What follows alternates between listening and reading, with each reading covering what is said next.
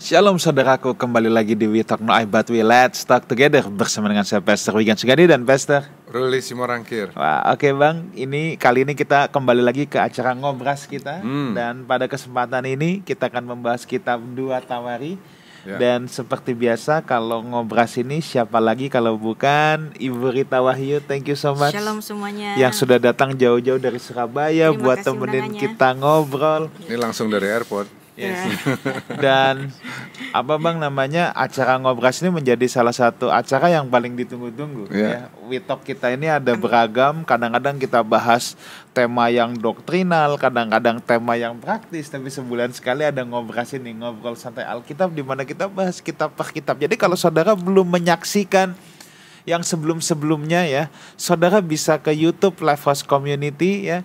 Di sana kita ada komplit dari kitab Kejadian. Bahkan di Spotify Lifehouse Community pun itu sudah ada dari Kejadian, Keluaran, Imamat, Bilangan, Ulangan, terus berurutan. Dan pada kesempatan ini kita sudah sampai di kitab 2 Tawari ya. Nah, sebelum kita akan masuk dalam perbincangan kita, saya ingin menyapa dulu ya rekan-rekan, Bapak Ibu Saudara yang menyaksikan acara ini baik lewat YouTube channel maupun lewat MNC Live channel. Saya ucapkan selamat bergabung, selamat belajar bersama ya. Khususnya di acara ngobras ini mungkin seringkali kita baca Alkitab tuh bingung-bingung, ini bacanya gimana, artinya apa. Tapi saya percaya lewat ngobras ini saudara akan banyak dicerahkan lewat obrolan santai Alkitab ini. So, buka hati kita mau menerima apa yang menjadi isi hatinya Tuhan untuk dilepaskan di tengah-tengah kita. Oke, Ibu Rita, kita pada kesempatan ini akan membahas kitab 2 Tawari. Ya, kitab 2 Tawari saudara adalah kelanjutan dari 1 Tawari, dan kitab 2 Tawari ini dibuka dengan doa Salomo, di mana Salomo meminta hikmat. Nah, mungkin tanpa panjang lebar lagi, saya mau tanya-tanya ke Ibu Rita Wahyu nih tentang latar belakang kitab 2 Tawari dulu. Atau sebelumnya Bang Ruli ada yang mau disampaikan dulu Bang? Ini kan udah ditunggu-tunggu nih Bu Rita. Langsung aja ke Bu Rita. Oke, Bu, mungkin bisa jelaskan sedikit overview-nya dulu tentang kitab 2 Tawari ini. Ya, kitab 2 Tawari ini adalah tentu saja lanjutan dari kitab 1 Tawarik yang bulan lalu kita sudah pelajari bersama apa itu Tawarik. Tawarik itu berasal dari bahasa Arab yang artinya mirip dengan kronologi. Nah, dan dalam bahasa Ibraninya adalah Divrei Hayamim. Divrei itu perkara-perkara, Hayamim itu zaman. Jadi segala perkara-perkara zaman dicatat dalam suatu kitab sejarah. Jadi Alkitab adalah satu-satunya kitab suci yang bicara tidak hanya tentang morally, tetapi juga bicara tentang sejarah. Jadi bangsa Yahudi itu bisa mengurut dari mana mereka berasal, mulai dari Adam. Jadi kitab suci kita adalah satu-satunya kitab yang bicara mengenai kelahiran sebuah bangsa. Boleh kita katakan mungkin bangsa yang paling berhikmat itu adalah bangsa Yunani, tapi they have no idea dari mana mereka berasal. Tapi kalau orang Israel, mereka tahu dari mana mereka berasal, karena hanya Alkitab yang bicara mengenai kelahiran sebuah bangsa. Nah, Divrei Hayamim ini dalam bahasa Yunaninya Septuaginta itu paraleipomenon, alfa dan beta. Jadi Tawarik 1 dan kedua sebagai kronologi. Dan memang ini adalah kitab kronologi. Jadi siapa ini yang kira-kira mencatat ini? Nah, yang mencatat kitab sejarah itu tentu saja adalah bagian administrasi kerajaan Yehuda atau mungkin juga kerajaan Israel Utara, ya. Tapi yang pasti menurut perkiraan banyak scholar bahwa kitab sejarah ini kemudian dikumpulkan dan disunting ulang pada akhirnya oleh seorang yang bernama Ezra. Jadi Ezra di sini orang yang cukup penting dan juga dia akan menulis banyak sekali peraturan-peraturan, juga menyalin ulang kitab-kitab Tanakh Ibrani dan bagaimana menggunakan tulisan yang bagaimana itu dia menjadi yang utama. Dan yang penting di sini di 2 Tawarik ini adalah lanjutan dari 1 Tawarik yang dimulai dari akhir dari kehidupan Salomo, Pastor Wigan dan Pastor Uli. Oke. Nah, Bu, saya sebelumnya pengen tanya dulu, ini kan tentang tadi disunting yang diduga oleh Ezra ya. Ya.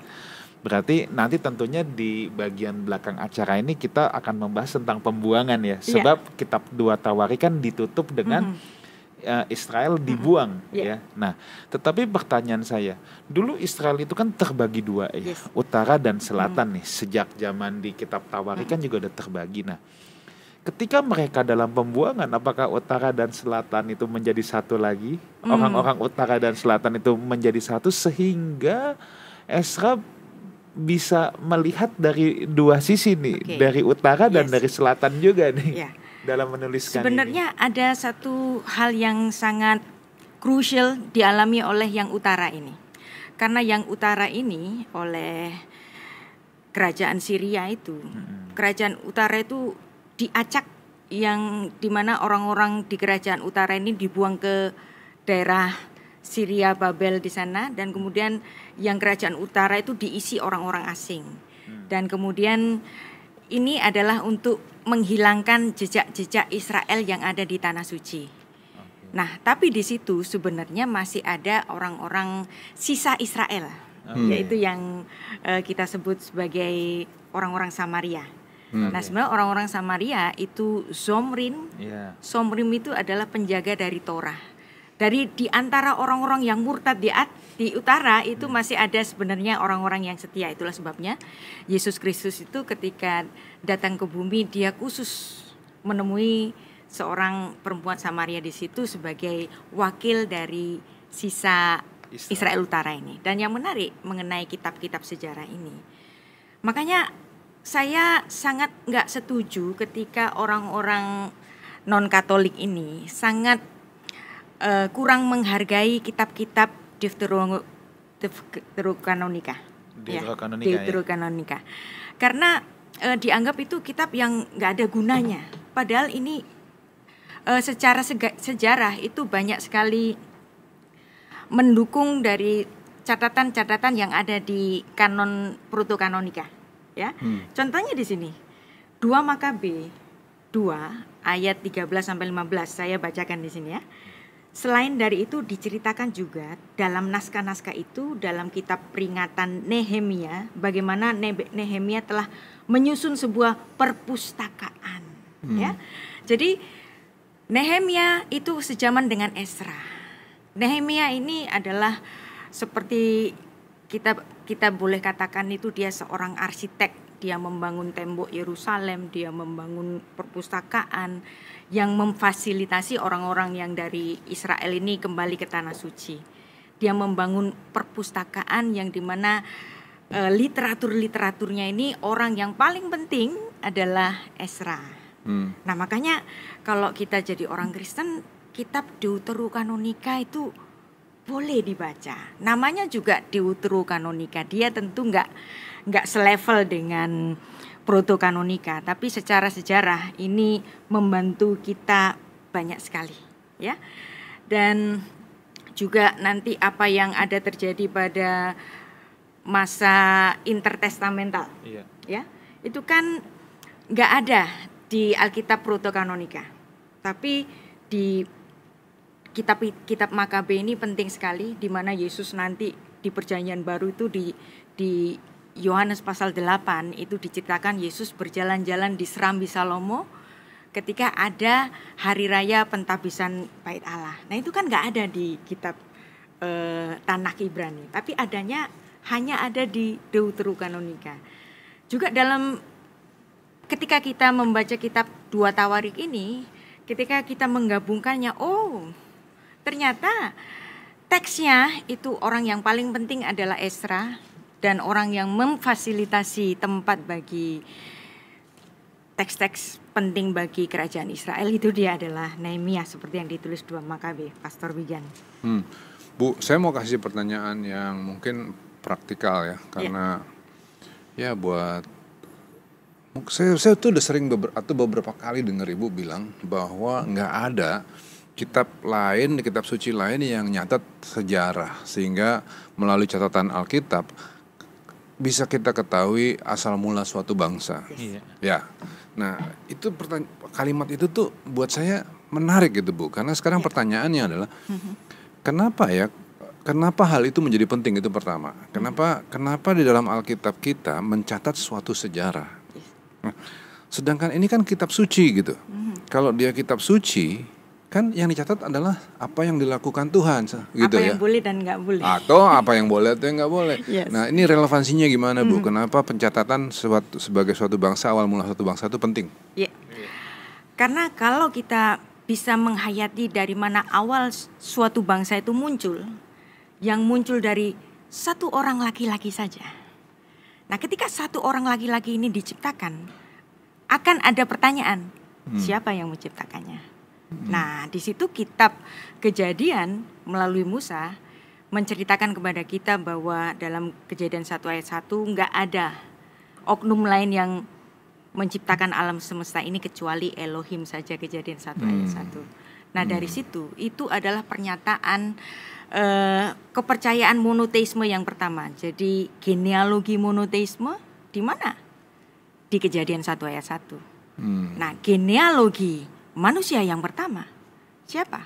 Adam. Nah, lalu apakah istrinya itu diciptakan bersama-sama? Enggak. Istrinya itu adalah keturunan Adam sendiri, karena Adam dibelah kemudian diciptakan teman bagi dirinya. Nah, setelah itu baru kemudian ada beranak pinak, dan kemudian keturunan dari Kain ini yang pertama dia membunuh Habel. Nah, ini menarik juga. Orang yang dikenan di Alkitab yang pertama kali, Kejadian pasal 4 ayat 2 itu mengatakan Habel adalah seorang gembala kambing domba. Dan ketika Habel ini memberikan persembahannya itu dikenan. Dan nanti kalau Anda membaca dalam Matius pasal 23, Tuhan Yesus mengatakan Habel orang benar. Nah, jadi orang yang dikenan pertama di Alkitab, keturunan Adam, dia seorang gembala. Kemudian di Yohanes pasal 8 Yesus mengatakan akulah gembala yang baik. Jadi di sini kita melihat ketika juga anak-anak Yakub itu ketika masuk ke tanah Mesir ketemu dengan Fir'aun. Siapa kamu? Kami adalah para gembala, nenek moyang kami adalah gembala. Nah, ring the bell. Itulah kenapa sampai hari ini di gereja-gereja hari ini pun selalu tidak akan pernah lepas dari penggembalaan. Karena dari pattern dari Alkitab ini. Jadi ini juga nggak bisa lepas dari sejarah. Dan satu-satunya Alkitab yang bisa mengkronologi bangsa-bangsa ini, misalnya begini, kok bisa tiba-tiba muncul bangsa ini, bangsa ini, bangsa ini? Asalnya dari mana? Kita bisa menunjuk jelas, oh itu ada di Kejadian pasal 10. Ya kan, dari ketiga putra Nuh. Nggak akan ada yang di luar itu manusia hari ini. Seandainya misalnya ada yang dikatakan ada manusia-manusia prasejarah. Ya, manusia-manusia prasejarah. Di mana mereka? Ya sudah hilang. Di mana hilangnya? Waktu banjir Nuh. Begitu kan? Nah, ada juga yang menarik dari tulisan seorang profesor dari Hebrew University, Yuval Noah Harari. Nah, dia itu adalah menjadi salah satu filsuf yang cukup besar pada zaman ini, Yuval Noah Harari. Dia mencoba mengharmonisasi tentang sejarah manusia ini. Dari kok ada ditemukan manusia neandertal, manusia-manusia purba. Terus bagaimana dengan Adam? Adam kan umurnya jauh lebih muda daripada manusia-manusia yang diperkirakan berumur ribuan tahun itu. Dari bukunya yang berjudul Sapien itu, dia bisa mengharmonisasi apa yang ditulis dari Alkitab dengan apa yang ditemukan oleh para ilmuwan itu. Dia mempunyai pemikiran begini. Mungkin saja sebelum diciptakan Adam, Tuhan menciptakan makhluk hidup semacam manusia. Maybe, ya. Dan itu bisa ditempatkan di sembarang tempat. Tetapi, ya, manusia yang berhikmat, yang diciptakan dalam gambar dan rupa Allah, yang diciptakan dalam suatu sidang ilahi, hanya Adam. Dan Tuhan nggak menaruh di sembarang tempat. Naruhnya di mana? Di Taman Eden. Jadi Eden itu adalah awal dari peradaban. Mungkin saja ada mungkin binatang, mungkin juga manusia, Homo sapien maybe, tapi itu bukan manusia seperti Adam yang diciptakan dalam gambar dan rupa Allah. Makanya ya, kalau ada misalnya ditulis di Alkitab ada semacam Nephilim, manusia yang gede-gede, mungkin itu adalah bisa saja mereka. Tapi mereka kok sekarang nggak ada? Iya nggak ada. Kenapa kok nggak ada? Banjir Nuh. Maka Adam adalah awal dari manusia yang berhikmat, yang beradab, bahkan dia adalah seorang filsuf yang pertama. Nah dari situ makanya hanya Alkitab bisa bicara tentang sejarah dari mana kita berasal. Begitu, Pastor. Ada dua hal yang menarik dari apa yang Ibu sampaikan ya. Yang pertama itu adalah bahwa begini, seringkali orang kejebak menjadi dua polar pendapat. Apakah ada orang-orang yang di luar Adam? Biasanya bilang ada, polarnya bilang ada atau tidak ada, ya kan? Nah, ternyata bisa aja dibilang bisa saja ada, tapi, nah ini kan keren ya. Tapi yang berhikmat, yang dicipta segambar serupa dengan Allah itu hanya ada Adam. Yang mana itu Adam? Yang di Eden, gitu ya. Nah, sehingga tadi kan saya bilang ada dua yang menarik. Satu itu pola berpikir tuh jangan cuma sekedar A atau B gitu ya. Bisa ada kemungkinan-kemungkinan lain. Dan satu. Kedua, buku ini bestseller banget dan siapa yang endorse buku itu, wah mulai dari Barack Obama, Bill Gates, terus Mark Zuckerberg, semua orang top itu semua bicara, wow ini orang pemikiran, kita selalu dibenturkan antara science dan religion. Tapi orang ini bisa mengharmonisasikan science dan religion. Tapi kalau soal bicara mengenai manusia yang berhikmat, itu mulai dari Eden. Nah, menariknya di buku itu ketika dia bicara a day in Eden, kalau nggak salah itu judul babnya itu. Dia sama sekali nggak bicara mengenai apa yang ditulis dari Alkitab, tapi dia hanya bicara tentang civilian of man. Jadi bagaimana manusia itu berhikmat, bagaimana manusia itu hidup secara beradab, itu dimulainya dari Eden. Begitu. Nah, jadi yang kedua yang menarik adalah begini. Kenapa perlu ada sejarah tadi ya? Karena pohon tanpa akar bukanlah pohon. Gitu kan jawabannya ya kan? Betul. Ya, jadi itulah kenapa orang Israel begitu bangga di hadapan bangsa-bangsa lain. Lu berasal dari mana? Nggak tahu. Kamu keturunan keberapa? Nggak tahu. Tapi begitu orang Israel bicara, bangsa kami lahir dari Abraham Avinu. Nah, jadi mereka itu selalu mengatakan bahwa Musa adalah nabi pertama. Nah, tapi kalau menurut orang Muslim itu kan nabi itu yang tertinggi. Tapi bagi orang Israel, nabi itu bukan yang tertinggi. Yang tertinggi adalah yang menjadi leluhur kami. Siapa itu? Abraham. Abraham punya kemampuan kenabian, yes. Tapi bukan itu saja. Dia lebih dari itu. Dia adalah bapak leluhur kami, Avinu. Nah, ketika mereka berkata, kalau gitu Adam keturunan dari siapa? Oh, Sem. Terus Sem keturunan dari siapa? Nuh. Nuh keturunan dari siapa? Mereka bisa merunut sampai Adam. Nah, itulah yang menyebabkan kenapa orang-orang Israel itu begitu bangga ketika mereka mengatakan bahwa anahnu am segula. Kami adalah the chosen people. Gitu. Jadi dengan alasan ini juga ya, makanya Ibu berkali-kali bilang bahwa Alkitab itu adalah buku filosofi. Yes. Karena karena melalui Alkitab mereka mampu untuk menjabarkan mengapa mereka mengarahkan matanya kepada para leluhur. Yes. Bukan cuma sekedar siapa yang terakhir atau siapa yang dimulai, tapi kenapa kepada dia, kenapa kepada yang lain, ada alasan-alasannya, gitu ya. Itu kan filosofi kayak begitu. Kenapa hanya Abraham? Karena memang Tuhan seperti teken kontrak dengan Abraham. Bahwa bangsa-bangsa itu, bangsa yang besar itu lahir dari engkau. Siapa yang memberkati engkau dia akan diberkati, siapa yang mengutuk engkau dia akan dikutuk. Nah, itu tercermin dari kemudian terpilihnya Ishak, terpilihnya Yakub, kemudian terpilihnya Yehuda dan seterusnya. Nah, terus tadi ada lagi Ibu tadi nyebut-nyebut tentang ini Bu, tentang pentingnya menguasai kitab-kitab. Ibu tadi nyentil-nyentil sedikit ya. Nyentilnya bahwa sayang sekali kalau kitab-kitab yang gini, sayang sekali kalau kita nggak mempelajari seluruh kitab. Deuterokanonika itu. Deuterokanonika. Kenapa ditinggalin? Gitu? Kalau Herodotus aja dipelajari oleh orang-orang untuk mengetahui sejarah kuno. Kenapa kita nggak mau baca Deuterokanonika? Itu juga kitab sejarah.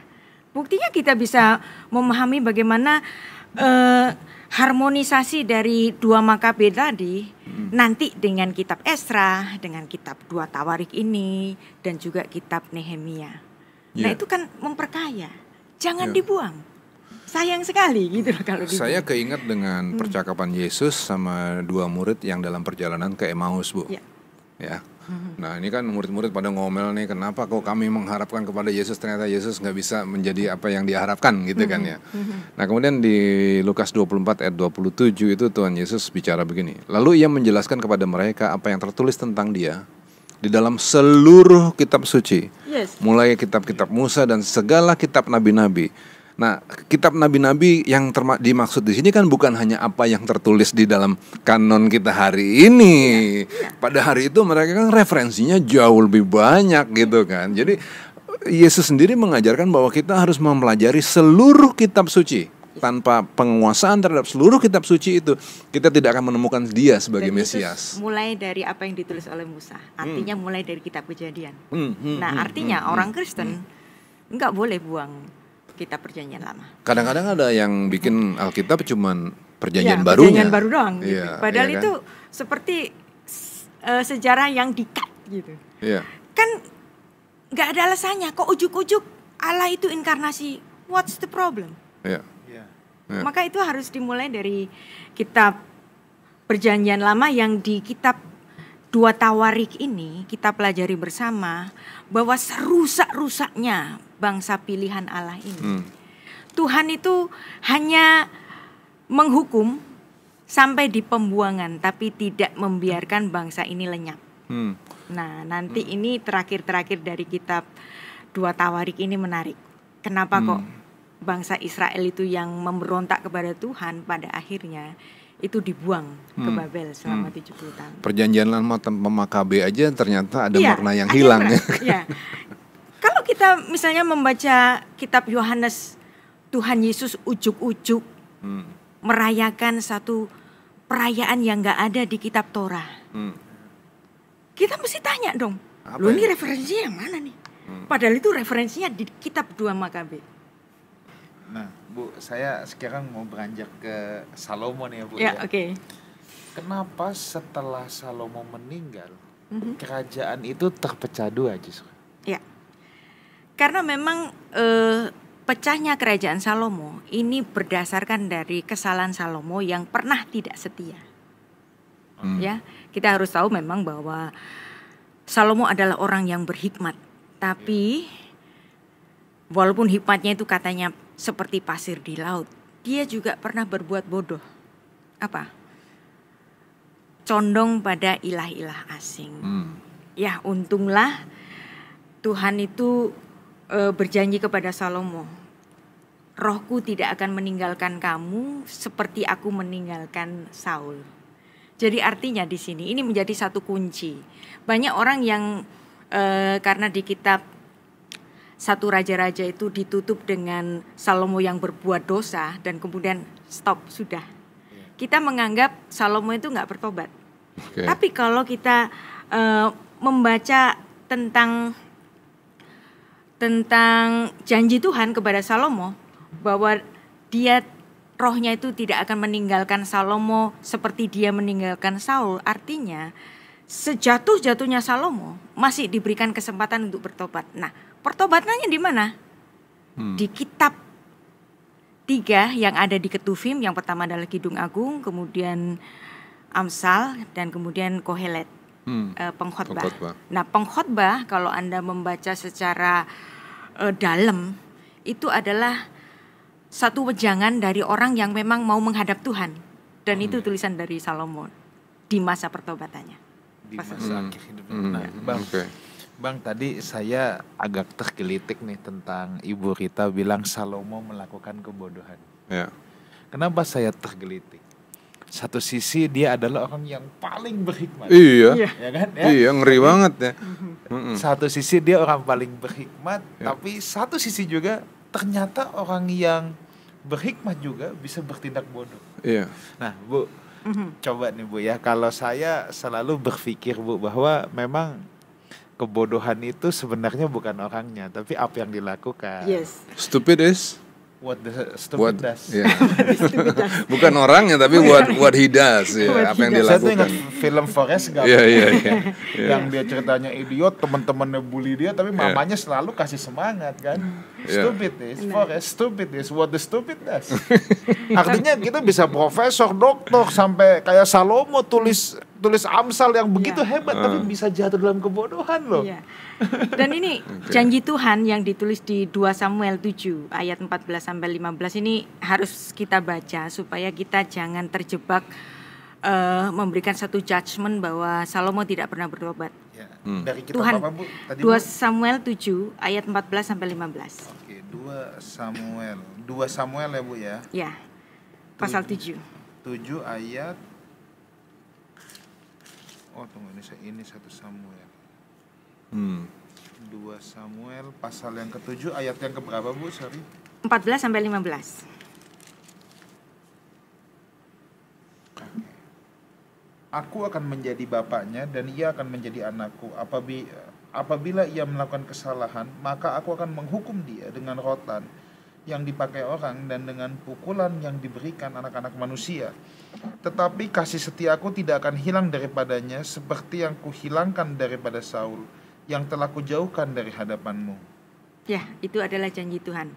Jadi saya percaya bahwa Salomo tetap dijaga oleh Tuhan, nggak sampai dia itu mati tidak bertobat. Saya jadi ini nggak tahu nih ya Bu, saya nanyanya ini jadi bikin polemik apa enggak, tapi saya jadi penasaran sebab gini loh Bu. Kalau kita bilang bahwa Salomo dijagai Tuhan, roh Tuhan tidak akan pernah undur dari Salomo apapun yang dia kerjain. Itu di situ ada penentuan Tuhan. Yes. Predestinasi. Saya percaya predestinasi. Tapi predestinasi Tuhan itu bisa ditolak manusia. Nah, di sini apakah di akhir hidupnya Salomo menolak Tuhan? Ternyata enggak, dia menulis wejangan yang sangat bagus di masa akhir hidupnya itu. Jadi saya juga percaya predestinasi, tapi saya juga percaya pemilihan atau free will dari manusia itu. Ini lagi nih Bu, Ibu nggak terjebak dalam dua kutub kan? Ada orang yang terjebak di kutub satu free will atau predestinasi. Ibu bisa percaya predestinasi dan free will ya. Kemudian kalau ini ya Bu, predestinasi Tuhan buat saya itu tidak determin. Bukan manusia itu bisa menolaknya. Bukan seperti nasib yang dikenal sama orang agama lain itu. Kita mengingat takdir. Yesus Kristus. Nasib, takdir. Iya, takdir. Ya, takdir dan nafsu sama. Oke. Nah, Yesus pernah menangisi Yerusalem. Yerusalem, aku rindu mengumpulkan engkau. Tapi engkau tidak mau. Yesus menangis. Aku rindu mengumpulkan engkau. Tapi engkau tidak mau. Jadi ada predestinasi Tuhan. Ada tapi kemudian dipatahkan oleh manusia-manusia yang menolaknya. Oke. Jadi bukannya tidak ada ya Bu? Yes. Ada. Kalau gitu free will-nya di mana Bu? Nah, free will-nya itu tarikan Tuhan, ya. Kalau aliran tertentu mengatakan kalau ditarik itu kita nggak bisa melepasnya. Sama sekali tidak bisa. Melepasnya. Tarikan Tuhan itu bisa dilepas oleh manusia. Oke. Dan ketika manusia itu bertobat, Tuhan bisa kok dengan baik menerimanya kembali. Contohnya ini Salomo. Ya. Ini tangisan Yesus kepada Yerusalem itu nunjukin bahwa di sana ada free will sekaligus. Kalau seandainya ada orang yang memang sudah ditakdirkan untuk selamanya selamat. Apapun yang terjadi. Atau misalnya ada yang ditakdirkan tidak selamat. Tangisan Yesus itu cuman sinetron. Sekarang kembali ke kasus Salomo kalau gitu Bu ya. Nah, Salomo di ujung harinya dia ada penyesalan sehingga kemudian dia menulis kitab Pengkhotbah. Disitulah kelihatan penyesalannya Salomo ya Bu. Nah, kalau tadi kita bicara tentang predestinasi versus free will, bukankah kemudian penyesalan itu pun adalah karena Salomo ditakdirkan untuk menyesal? Manusia tetap bisa menolak, tapi pada akhirnya dia yang menentukan sendiri. Seperti manusia yang menentukannya sendiri. Jadi Tuhan itu tahu masa depan. Tuhan itu Maha tahu apa yang terjadi sebelumnya, tapi Dia tidak terikat dengan kemahatauannya, sehingga itu pun mengikat manusia. Demikian. Ini memang agak sulit, tapi saya percaya manusia tetap diberikan haknya untuk dapat memilih secara kehendak bebasnya. Jadi kalau begitu Ibu sampaikan di sini bahwa penyesalan Salomo itu datang karena penyesalan Salomo, bukan karena diatur yang seperti itu. Karena Salomo bukan robot. Dia adalah orang yang berhikmat. Pada saatnya, ketika Tuhan mengatakan nanti kalau kamu mati, kerajaanmu akan terpecah, dan itu sudah dinubuatkan dan terjadi setelah kematiannya. Nah, kenapa Tuhan tidak menyelamatkan Salomo dengan cara predestinasi? Karena Ibu bilang tadi, karena Tuhan sekalipun dia mengetahui masa lalu dan masa depan, dia tidak terikat pada pengetahuannya. Gitu ya. Seperti juga di dalam kitab Deuterokanonika, dalam kitab Sirach 15:14. Ini menarik sekali ya. Makanya bacalah kitab Deuterokanonika. Ada banyak hikmat di sana. Ditulis begini, Allah bermaksud menyerahkan manusia kepada keputusannya sendiri. Dan kalau ini digabungkan dengan apa yang diajarkan oleh Bapak Gereja Irenaeus, bahwa manusia itu berakal budi dalam citra Allah, tetapi dia adalah Tuhan bagi tingkah lakunya sendiri. Situ kuncinya ya. Jadi kita jangan mengira bahwa pra pengetahuan Allah itu menjadi pra penentuannya. Ya, kita banyak mengkotakkan Tuhan. Tapi tentu saja Tuhan tidak sebatas tempurung otak kita. Dia jauh lebih dari itu. Dan pra pengetahuan Allah itu juga jangan dicampur adukan dengan pra penentuannya. Ya. Jadi kita banyak yang skeptis terhadap Tuhan sendiri. Ya, mungkin apa yang saya sampaikan ini berbeda dengan aliran tertentu, tapi saya percaya bahwa seperti yang ditulis dalam kitab Sirach dan juga Bapak Gereja Irenaeus, yang dimana manusia itu adalah Tuhan bagi tingkah lakunya sendiri. Oke, baik. Nah, Bu, mungkin kita mau melihat, Bu, bahwa akhir dari kitab Tawarik ini kan adalah tentang pembuangan. Pembuangan ke Babel. Ini kan hancurnya atau rubuhnya baik kerajaan utara maupun kerajaan selatan. Nah, mungkin Ibu bisa sedikit cerita, berikan latar belakang tentang pembuangan ini. Juga sekaligus kenapa sih Tuhan kok menghukum Israel itu harus dengan cara dibuang? Memang tidak bisa dihukumnya di tanah itu saja gitu loh. Ya, baik. Tapi harus dibuang gitu loh. Kenapa harus dibuang dari tanah suci? Nah, ini penting loh. Orang Israel untuk masuk ke tanah suci itu ditandai dengan kepemimpinan Musa, ditandai dengan diberikannya Torah. Terus kemudian tinggal di tanah Kanaan, yang mengantarkannya adalah Yosua.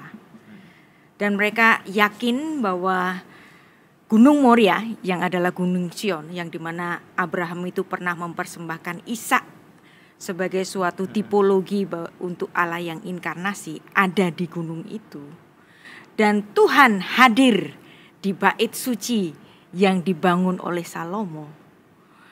Dan ada tatanan bahwa untuk pengampunan dosa hanya boleh dipersembahkan di tabernakel yang kemudian berpindah di Bait Allah di Yerusalem. Ya. Jadi ketika mereka dibuang di luar Yerusalem, apa yang terjadi? Mereka keluar dari perjanjian. Label Am Segula, the chosen people, runtuh. Satu lagi, ketika mereka dibuang di Babel, apa yang terjadi? Dosa mereka tidak dapat diampuni. Wah, itu problem besar. Nah, jadi bisa Anda bayangkan, kalau orang Kristen, we believe in salvation karena Yesus sudah mati di kayu salib. Tapi orang Yahudi itu, mereka itu kalau berdosa itu harus ada persembahan korban binatang yang berdarah. Bayangin, dan korban binatang yang berdarah itu hanya dapat dipersembahkan di Yerusalem. Ketika mereka dibuang di Babel, nah orang-orang yang saleh ini, itu bukan cuma orang yang murtad, tapi orang yang saleh pun teriak, Tuhan, kalau kami dibuang, bagaimana cara kami bisa diampuni dosanya? Dan di situ mereka menjadi semiskin-miskinnya. Ya. Jadi ketika mereka ada dibuang di Babel, mereka menjadi orang yang semiskin-miskinnya. Mereka setelah masa keemasan Daud dan Salomo menjadi bangsa yang super power kala itu. Ya. Kemudian dibuang dari tanah sucinya, dan secara keagamaan, ritual agamawi mereka nggak bisa diampuni. Ini semiskin-miskinnya udah dibuang. Kalau misalnya ya, kita pernah dijajah oleh Belanda 350 tahun, at least kita masih ada di tanah Jawa, di tanah Bali, di tanahnya sendiri. Tapi ini dibuang ke tanah yang dimana mereka jadi buangan. Nah, di sini kita punya Nusa Kambangan. Itu adalah pembuangan bagi penjahat-penjahat kelas kakap. Nggak ada harganya itu secara manusia. Dan inilah yang dirasakan oleh orang-orang Israel. Aku tidak ada harganya lagi. Dosaku bahkan tidak dapat diampuni. Nah, penghukuman semacam itulah yang terjadi pada orang Israel. Mereka menjadi ada di dalam titik serendah-rendahnya, bukan cuma 0 tapi minus. Ya. Nah, itulah kenapa. Nah, ini kalau saya gabungkan ke dalam perjanjian baru, ini so beautiful. Ya. Saat mereka di pembuangan, ini sebenarnya bahasan untuk kitab Esra, tapi kita sentil sedikit ya. Sentil sedikit aja, Bu, jangan banyak-banyak. Biar bulan depan harus ditungguin ini ngobras. Jadi itulah kenapa nanti di perjanjian baru, sabda pertama Tuhan Yesus di bukit, berbahagialah hai orang miskin, karena merekalah yang punya kerajaan surga. Ini sebenarnya memiliki satu background cerita yang amat panjang, 6 abad sebelumnya. Dan itu keluar dari mulut Yesus pertama kali berkhotbah di hadapan banyak orang. Nah, ini simpen nanti Esra. Kenapa begitu? Kenapa begitu? Nah, sekarang balik ke pembuangan 70 tahun. Ini kan ibarat anak ya, Bu ya. Kalau dibuang ini kan kayak anak kalau dihukum orang tua, kalau dihukum dalam rumah mending lah. Ya. Ini dihukumnya kan keluar rumah ini. Ya. Dicabut nama marganya juga dicabut loh. Nah, iya kan, nama marganya dicabut. Seolah-olah seperti itu. Keluar dari perjanjian. Ada yang menarik untuk kita baca, Pastor Wigan. 2 Tawarik 36 ayat 31. Ayat 26 atau 31. Ini deh, kita mulai baca agak panjang dikit ya. Mulai 36 mulai ayat 17 sampai 21 supaya kita bisa mendapatkan gambar besarnya. Tuhan menggerakkan raja orang Kasdim melawan mereka. Raja itu membunuh teruna dengan pedang dalam rumah kudus mereka dan tidak menyayangkan teruna atau gadis, orang tua atau orang ubanan, semua diserahkan Tuhan ke dalam tangannya. Seluruh perkakas rumah Allah, yang besar dan yang kecil, serta harta benda dari rumah Tuhan, harta benda raja dan harta benda para panglimanya semuanya dibawanya ke Babel. Mereka membakar rumah Allah, merobohkan tembok Yerusalem, dan membakar segala puri dalam kota itu dengan api, sehingga musnahlah segala perabotan yang indah-indah. Mereka yang masih tinggal dan yang luput dari pedang diangkutnya ke Babel, dan mereka menjadi budaknya dan budak anak-anaknya sampai kerajaan Persia berkuasa.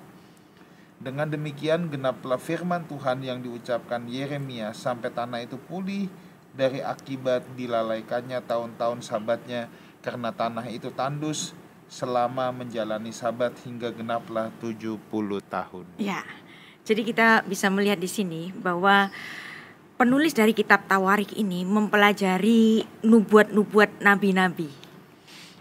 Jadi dia hidup setelah nabi-nabi besar itu hidup. Maka kemudian kita para scholar itu memperkirakan bahwa ini adalah tulisan dari Ezra. Nah, jadi apa yang dinubuatkan oleh Yeremia 70 tahun itu terjadi, dan itu dialami oleh generasinya Ezra. Dan yang menarik, nanti dalam pembuangan 70 tahun itu nanti ada seorang yang raja besar dari Persia yang mengalahkan Babel, ya, dan kemudian menguasai Babel itu, dan kemudian dia menjadi penguasa yang memberikan satu dekrit. Nah, ini dekritnya menarik, ada di 2 Tawarik 36 ayat 23, Pastor Wiga. Ayat 23, dekret Kores ya Bu ya. Dekret Beginilah Kores. Perintah Kores raja Persia, segala kerajaan di bumi telah dikaruniakan kepadaku oleh Tuhan Allah semesta langit. Ia menugaskan aku untuk mendirikan rumah baginya di Yerusalem yang terletak di Yehuda. Siapa di antara kamu termasuk umatnya Tuhan Allahnya menyertainya, dan biarlah ia berangkat pulang. Nah Bu, ini menarik kalau kita lihat, ini kan raja orang kafir ya. Iya, raja orang kafir, tapi diurapi Tuhan. Iya, tapi kalau kita lihat dari dekretnya dia, ini kan dia mengakui Elohim Yahweh ini. Nah ini keren, gimana itu terjemahan atau memang begitu? Sebentar ya, kita baca lagi. Demikianlah genaplah firman Tuhan. Sorry yang 23 ya. 23. Beginilah firman Tuhan, perintah Kores. Ya, jadi dia mengetahui apa yang disembah oleh orang-orang Israel itu. Belum tentu dia menyembah Allah Israel, tetapi dia mengetahui bahwa orang-orang Israel itu menyembah Tuhan Allah ini, Tuhan semesta langit dan bumi. Dan dia mengetahui betul apa yang ada apa yang sedang orang-orang buangan ini berasal dari mana, dan kemudian dia memberikan sebuah dekrit. Dan yang menarik juga, kita bisa gabungkan dengan satu nubuat dari Yesaya, ya. Ini nubuat Yesaya ini terjadi sebelum Kores itu muncul, dan Kores ini disebut dalam nubuat Yesaya itu sebagai orang yang diurapi, Mesias. Yesaya 45 ayat 1. Yesaya 45.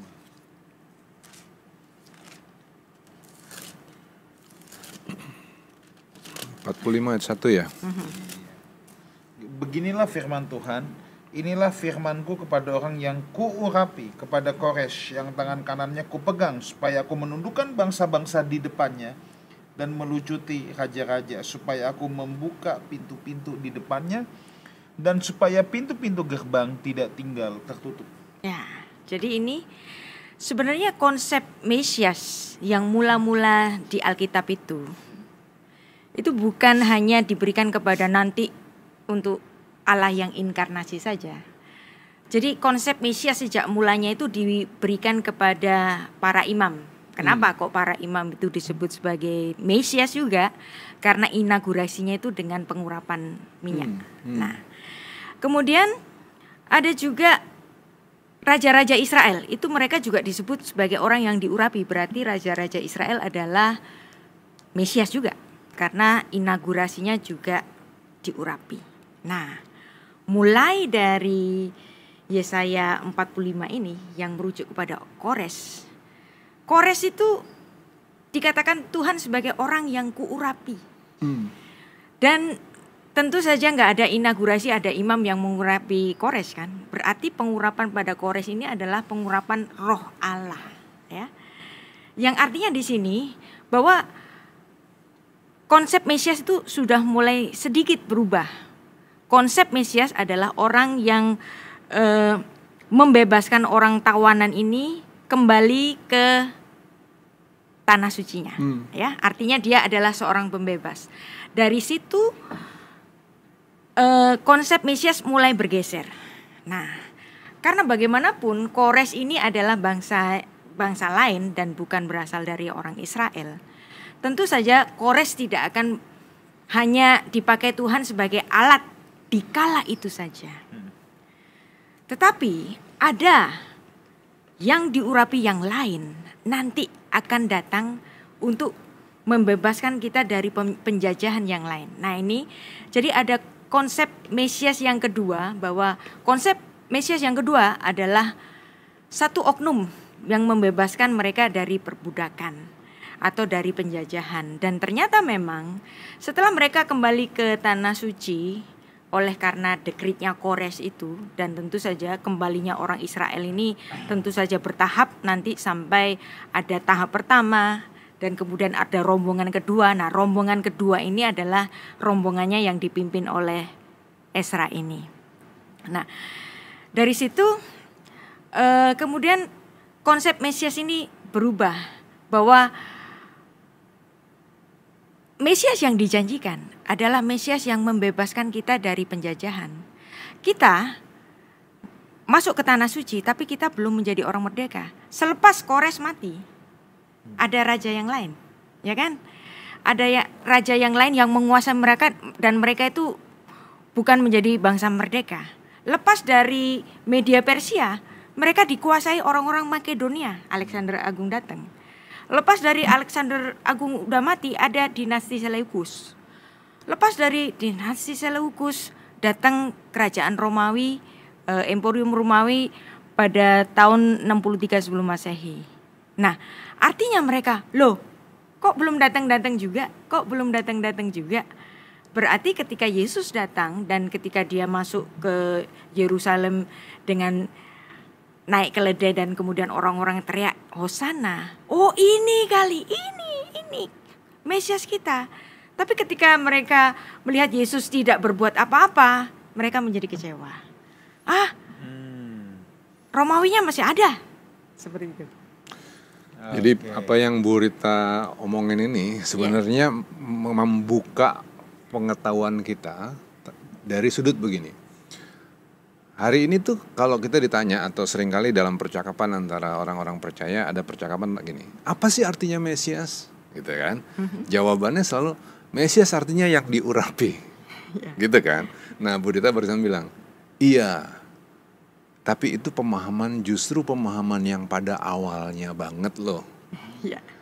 Ya itu yang diurapi, guru-guru diurapi, raja diurapi, nabi diurapi gitu ya. Itu pemahaman yang paling kuno. Nah, jangan lupa bahwa ada perubahan pemahaman. Mesias menjadi Mesias yang menyelamatkan, yang diurapi benar, tapi kemudian yang menyelamatkan seperti Kores. Kores itu raja asing yang menyelamatkan, disebut Mesias. Tapi kemudian Yesus di dalam bait Allah kedua itu dalam pemahaman Mesias yang sama sekali berbeda nih udah. Pemahaman Yesus sebagai Mesias adalah Mesias yang ilahi. Ya. Dan bukan itu saja, sekarang konsepnya sudah beda lagi. Nah, siapa yang nanti disebut sebagai Mesias? Dia yang nanti bisa membangun kembali bait Allah ketiga. Itu yang sedang dinanti oleh saudara-saudara kita dari Rabbinic Judaism. Nah, tapi kalau dari kita, adakah memang rencana Tuhan untuk membangun bait Allah yang ketiga? Untuk kita itu nggak ada perlu-perlunya. Iya. Untuk kita. Ya, bait Allah jadi sudah kita. Sekarang gini. Kenapa kok bait Allah dibiarkan Tuhan runtuh pada tahun 70 Masehi? Karena memang sudah nggak butuh lagi. Bayangkan seandainya bait Allah itu tetap berdiri. Apa yang terjadi? Sampai hari ini mereka akan mempersembahkan korban darah binatang. Yang sebenarnya korban itu sudah ditutup oleh Tuhan Yesus yang mengatakan tetelestai. Nah, jadi runtuhnya bait Allah pada tahun 70 Masehi itu kehendak Tuhan karena Yesus sudah mengatakan tetelestai. Oke, Bu, kita sudah di penghujung acara, tapi saya ada satu pertanyaan terakhir, cukup dijawab ya atau tidak, Bu. Menurut Ibu Rita, bait Allah ketiga akan ada atau tidak? Cukup ya atau tidak? Tidak. Oke, thank you. Oke, Ibu Rita, thank you so much untuk ngobras pada kesempatan ini. Mungkin ada satu closing statement singkat.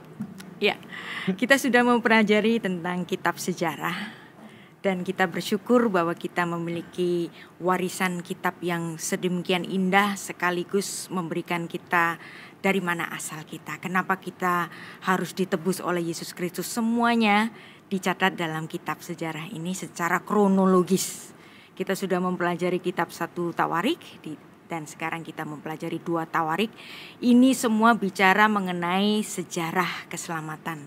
Jadi keselamatan itu bukan ujuk-ujuk datang, tetapi ada sejarahnya. Sejarahnya sejak kapan? Sejak kitab Kejadian.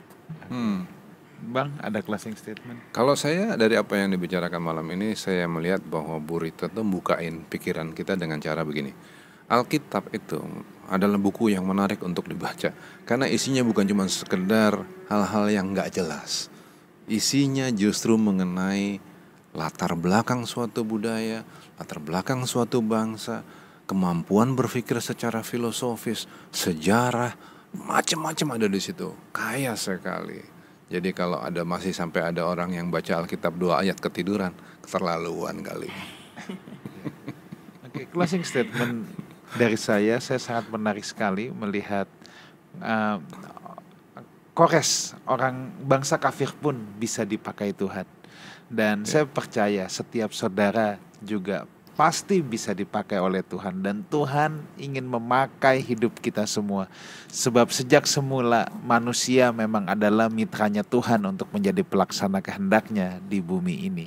Oke, thank you so much Ibu Rita untuk malam hari ini, untuk pembahasan kita ngobras kitab Tawarik. Saudaraku, jangan lupa nanti bulan depan ngobras kita akan masuk di kitab Esra ya. Jadi jangan ketinggalan, ngobras ini selalu menjadi acara yang sangat dinanti-nantikan. So see you again, see you next week. Masih tetap di We Talk No I But We. Let's talk together. God bless you. God bless. God bless.